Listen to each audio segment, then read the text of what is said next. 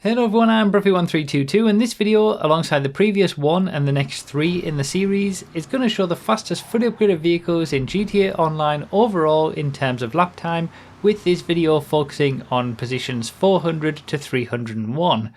As always, the position counter is in the top left with the best lap time the vehicle achieved in the top right, and in a mirror of how this series started, we won't be including planes, boats, helicopters or bikes in this list. So in the previous video where we saw the first 122 cars from this massive list, I explained all the background related to how these testing videos came about and how we're now mirroring the way in which I started this series with a big countdown of 140 raceable cars. But even back then I always had a desire to do more, because I always knew that I hadn't tested everything. That was evidenced by me testing all the bikes just after that big countdown and releasing it as a bonus video. But not only that, there was also planes, boats, helicopters, and even other land vehicles and cars that I simply couldn't test because it wasn't possible to use them in races. Now, I'm not sure where that came from, and it probably comes from just a need to have something sort of complete and finished. Back in the day when I used to play games on the Xbox 360, for example, I always used to like to get all of the achievements, 1000 gamer score or whatever was the maximum for that game. And I did that for a number of games. I would play a specific game and I would play it to death almost and just make sure I'd completed every little thing in it. So I guess there's some sort of like weird collection or completeness type thing that it's just a natural part of the way that I am. And that obviously fed into car testing. I'd tested the first 140 cars for that original countdown. They were all the ones that were relevant. For example, you're never going to race a snowy police road cruiser. You're never going to really drive it, even in single player. It's just it's just a thing. But even back then, I was always aware that there was more to do. And I always kind of wanted to do it, not only to sort of say that I'd made sure I'd done everything, but also for, in some instances, the novelty of it. Being able to test some of these vehicles that you can't normally use in races and therefore wouldn't normally be able to test. There's a kind of bit of, uniqueness and something special about it, like that police road cruiser, the snowy vehicle. It's a unique vehicle. It's based on the Esperanto from GTA 4, and it's completely unique. All the other snowy vehicles are just basically snow liveries of existing vehicles, but that one was a unique vehicle, and the taking it out and testing it itself was a unique experience and kind of special in a way. But I tested 140 vehicles as it was back then. Obviously there's a lot more now, that's why this list is 522 long, but even without all the DLC vehicles that have come since then, there was a significant number of vehicles that I still needed to test. Things like trucks and commercial vehicles and stuff like that. Actually, one of the main annoyances back then was the Pisswasser Dominator. It, alongside the Burgershot Stallion and Redwood Gauntlet, were added to the enhanced version of the game, which is the PS4, Xbox One and eventually PC version. That's what they called it. But they only made those vehicles available in single player, and it was the same story with things like the Duke of Death. Single player got some new vehicles, but those weren't available online. And I remember driving the Pisswasser Dominator for the very first time and kind of falling in love with it immediately, with its handling and the way that it was. It's still even now a great car to drive. And I became even more frustrated that it couldn't be accessed online. And this was before they stopped adding DLC cars to single player. Obviously, single player actually got a little bit of attention, at least. And although we're still facing these issues with things like the Ardent in the Sports Classics class today being one of the top cars for the class, but being unable to be used in races, fully upgraded races at least, it's one of those things that has been a consistent thing over the years, that there's certain vehicles and certain things that seem restrictive for no real reason. And so back then I was like, I need to test these vehicles. I want to test these vehicles, all these special vehicles that I can't normally access. I want to test them just for the novelty, if nothing else. Later on down the line, it became more of a case of, okay, I've tested 95% of the vehicles. I need to find a way to test the final 5%. But initially, it was more about the novelty of testing things that most people normally can't drive or don't drive, or just interesting to see what the lap times of things like that would be. So I needed to find a way to test these things, and in the downtime between new DLCs and testing cars for those, I tried to find ways to fill in the gaps in my testing.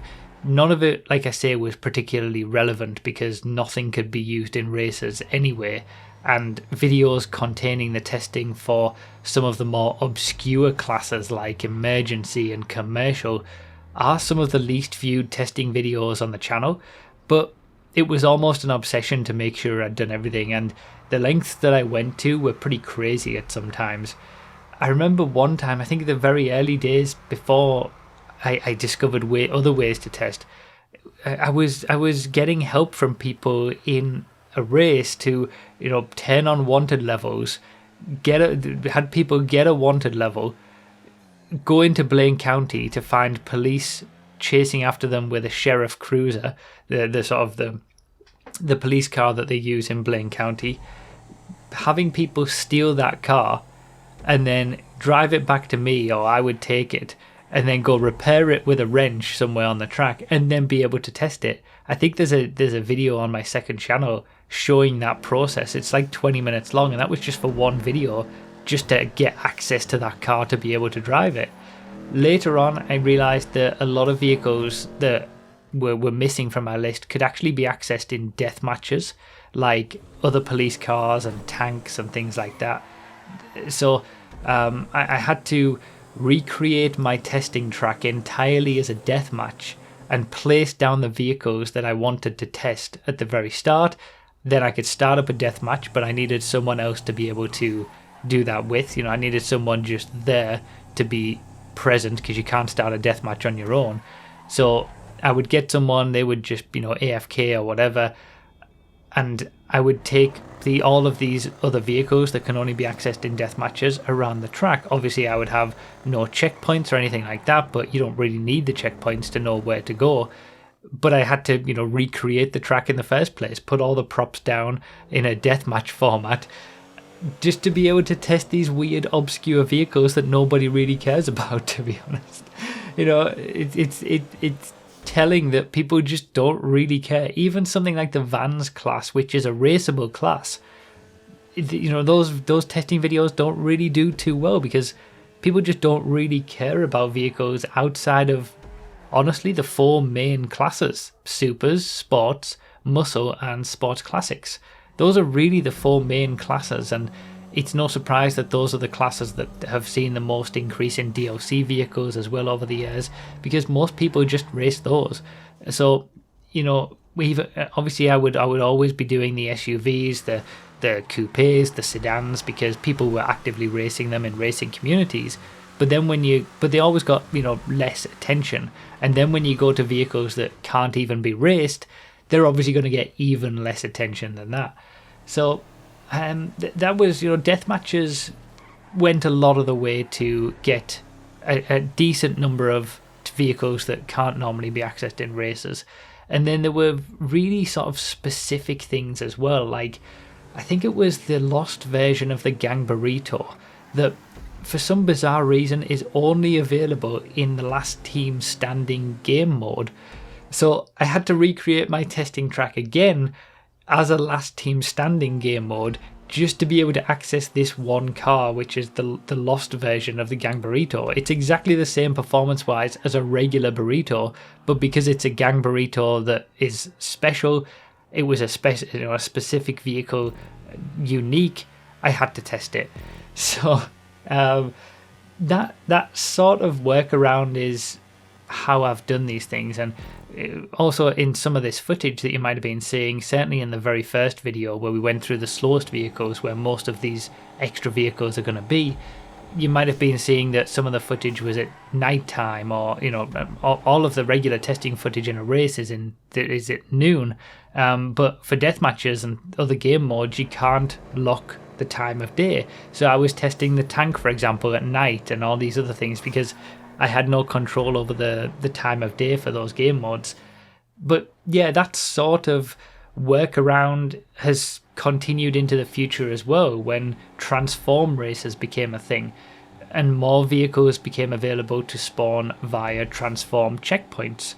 And I would basically, again, recreate my track again as a transform race, set up the checkpoint to, change into whichever vehicle that I wanted, because transform races, for whatever reason, those transform checkpoints have more vehicles available to change into.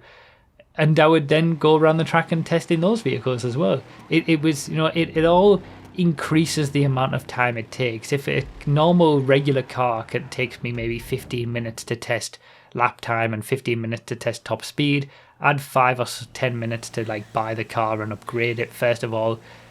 Doing these extra vehicles that you can't normally race takes significantly longer, because you've got to do jump through all these extra hoops to be able to even get them onto the track.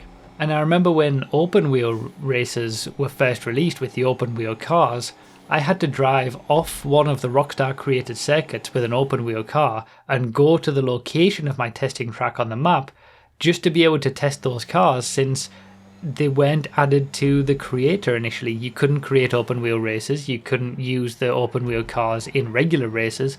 So all these little workarounds I've had to find to be able to test these vehicles. And part of the reason that I did all these workarounds is to try to keep the testing as consistent as possible.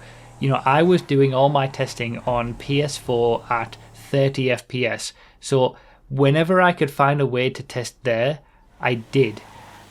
We all know at this point that higher FPS means higher speeds in GTA. It shouldn't be like that, but it is. I've just taken a side here to point out this is where the classic Moonbeam is. The Moonbeam Custom in the Muscle class is sandwiched right in between the top two in the Vans class. Why this was in Muscle, I don't know. It's still a travesty to this day. It would be right on the top pace with the Vans class, just behind the Rumpo, just ahead of the Gang Burrito. It's perfect for the Vans class, but hey, both of the Moonbeams are in Muscle. It's so frustrating. And then I think very shortly as well in the list, we're actually going to have straight away 349th place and 348th place, with the Roosevelt in 349th in Sports Classics and the Prairie in 348th place, which is in Compacts.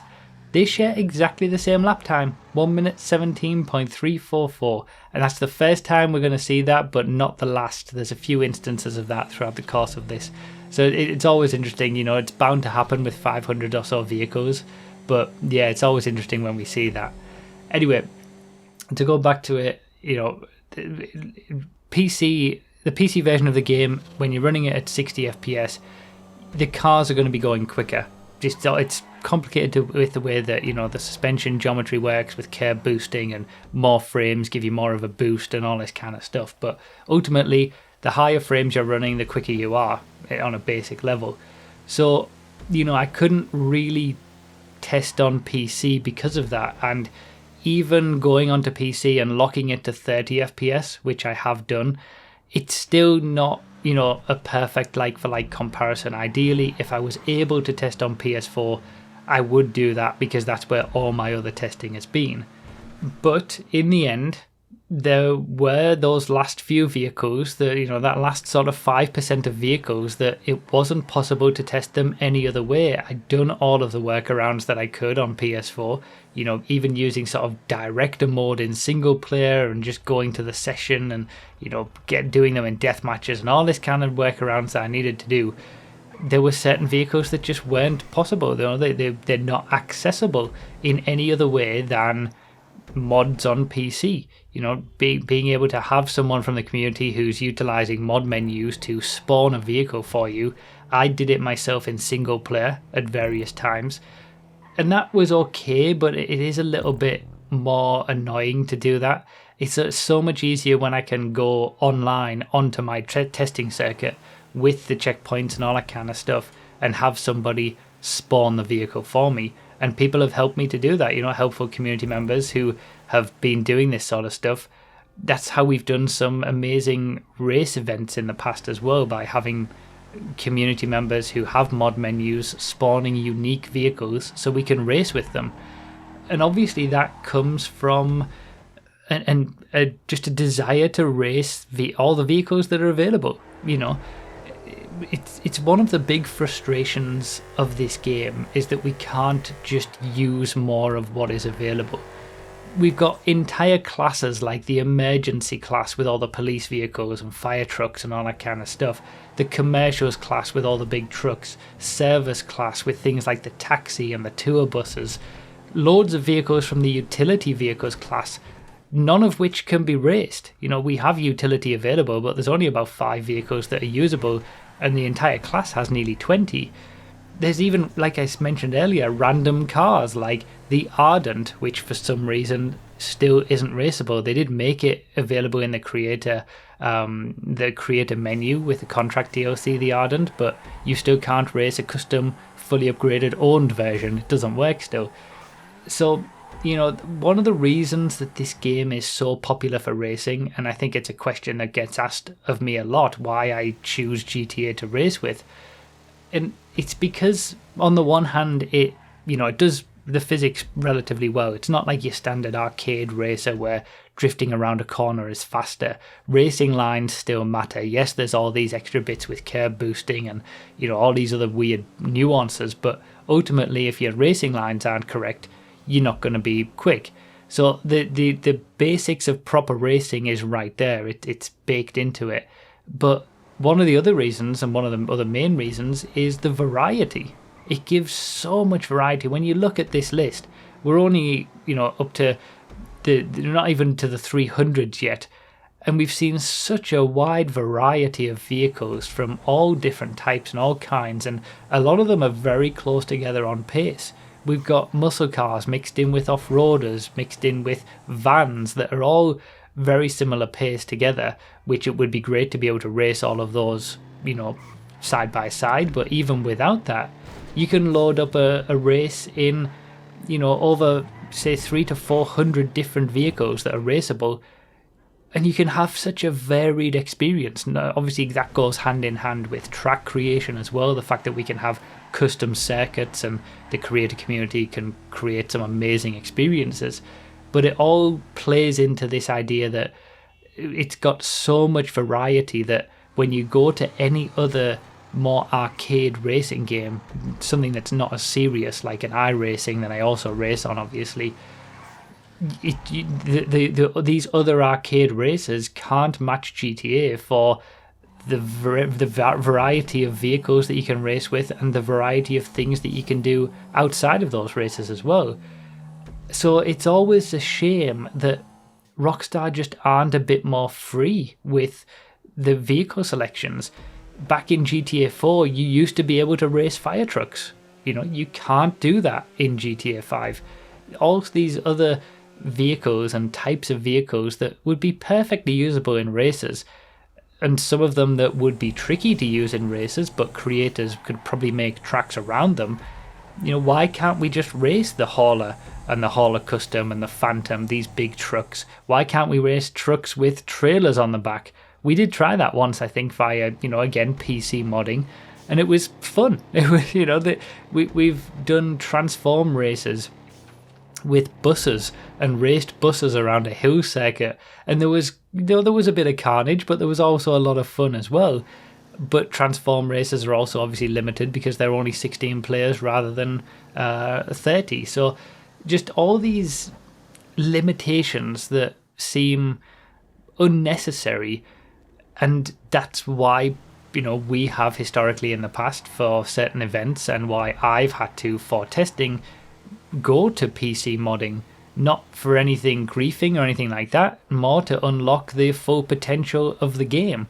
All of the stuff is here, all of these vehicles are here, but Rockstar doesn't let us drive them for the things that we want to do with them. It's why I've never understood why you can't just buy police vehicles and store them in your garage, for example, and all these other random vehicles that are just blacklisted or whatever. So yeah, it's a shame, and that has come into my testing. I wanted to test everything, despite whether it was raceable or not, whether it was even going to be interesting for people, or people would care about it. I didn't really care about that. I wanted to just make sure that I tested every single vehicle for completeness, and to be able to say that I'd driven everything, and just for the novelty of having driven everything as well. But ultimately, I would say that I think that need to test everything has probably been more of a hindrance than a help over the years. Like I said, non-raceable vehicles, they never do as well as normal stuff when it comes to views or general interest in seeing those kind of lap times. And really all it does is add an inordinate amount of time to what is already a long and arduous process to test vehicles in the first place. We're going to talk about this in a lot more detail in the next video, but I don't think the future of testing on this channel involves doing what I've been able to do for the last 8 years in this regard. I just don't think it's possible to do it all over again for the PS5 and Xbox Series X versions of the game. There's just too many vehicles, and especially with all the hoops that you've got to jump through to test them. If I could just launch the circuit and test whatever vehicle is necessary, then fair enough, but it's all the additional steps that need to be gone through to even do it. And when the interest isn't really there from most people, obviously most of you probably watching this probably like to see all those extra vehicles and are interested in how the cutter does for lap time and how the Fieldmaster does for top speed, but most people don't really care outside of the big four really, of the sports, supers, muscle and sports classics. So yeah, just as an aside here as well, around this part of the list, as we're coming up to the sort of end of this 100 vehicles, you're seeing the blister compacts being right alongside all of the other compact cars. And when you see such a wide variety of vehicles all on the same sort of pace, and we get to a point where you see these sports cars that should be in the compact class, and even with all of these other vehicles that could be in between, no, they're right there with the other compact cars as well, with the Pantor, with the Rhapsody. The Blister Compact really was the very first amazing class misallocation of Rockstar, and it's kind of gotten worse since then, really. But yeah, that was you got the regular Blister in the compact class, you got the Blister Canjo in the compact class, but for some reason the Blister Compact is in sports and totally useless, even though it's perfectly on compact pace. That is not unique with all of these lists, but when you see it like this from start to finish with all these vehicles, it just becomes even more apparent. But yeah, in terms of everything that I was saying with not being able to, or it's not going to be the future of testing on my channel to test everything, it makes this series probably a pretty unique thing. Every single vehicle in the game, which if you account for planes, motorcycles, helicopters, all that other stuff as well that aren't in this big countdown, comes to 663 vehicles. All of them have been tested for lap time and top speed by one person. And I've often talked about doing things that can stand the test of time and producing entertaining content that can be enjoyed years down the line rather than sort of throwaway videos. I wanted to, I always try to aim myself to create a body of work that I can look at and be proud of. And in the end, this testing series is one hell of an example of that. Even if it might not be relevant in 3 years' time because all of the lap times might be different, or we're onto a different game or something like that. At this point in time, every single vehicle in the game, over 650 of them, all tested for lap time and top speed. I've taken all of them around the track. It's a unique thing, and it's something that I am proud of, that I've managed to do all of that. And ultimately, these final videos of this series, showcasing them all from top to bottom, is just a way for me to sort of, look back on that fondly. And yeah, it's been quite the journey. So obviously we're not over yet. It's not over yet. There's still another 300 vehicles to go. We're up to 301st at this point at the end of this video. And we've got plenty more to go. In the next video, like I said, I'm going to talk about the future of testing on my channel at more length.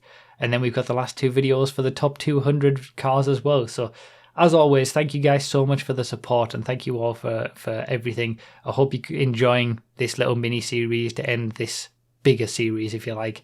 And I'll see you in the next one.